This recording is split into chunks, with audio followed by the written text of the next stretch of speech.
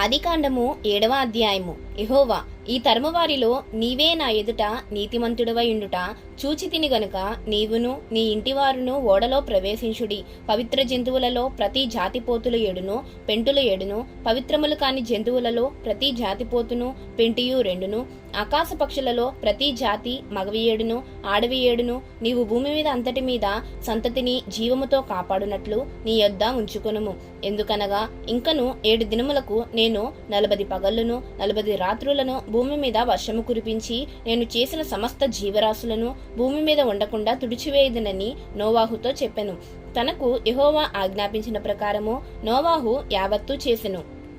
ఆ జలప్రవాహము భూమి మీదికి వచ్చినప్పుడు నోవాహు 600 ఏండ్లవాడు. అప్పుడు నోవాహును అతనితో కూడా అతని కుమారులను అతని భార్యయు అతని కోడండ్రును ఆ ప్రవాహ జలములను తప్పించుకొనుటకై ఆ ఓడలో ప్రవేశించిరి. దేవుడు నోవాహునకు ఆజ్ఞాపించిన ప్రకారము పవిత్ర జంతువులలోను అపవిత్ర జంతువులలోను పక్షులలోను నేలను ప్రాకు వాటన్నిటిలోను మగది ఆడుది జతలు జతలుగా ఓడలోనున్న నోవాహునొద్దకు చేరెను. 7 దినములైన తరువాత ఆ ప్రవాహ జలములు భూమి మీద వచ్చును. నోవాహు వయసు యొక్క 600 సంవత్సరము 2వ నెల 17వ దినమున మహాగాధ జలములు ఊటలన్నయు ఆ దినమందే వినబడెను. ఆకాశపు తూములు విప్పబడెను. 40 పగలును 40 రాత్రులను ప్రచండ వర్షము భూమి మీద కురిసెను. ఆ దినమందే నోవాహును నోవాహు కుమారులకు షేమును హామును యాపేతును నోవాహు భార్యయు వారితో కూడా అతని 3 కోడండ్రును ఆ ఓడలో ప్రవేశించిరి.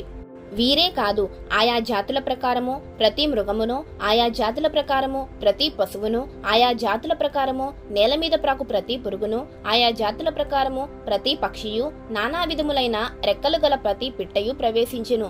జీవాత్మ గల సమస్త శరీరులలో రెండేసి ఓడలోనున్న నోవాహునొద్ద ప్రవేశించెను. ప్రవేశించినవన్నీయు దేవుడు అతనికి ఆజ్ఞాపించిన ప్రకారము సమస్త శరీరులలో మగదియు ఆడదియు ప్రవేశించెను.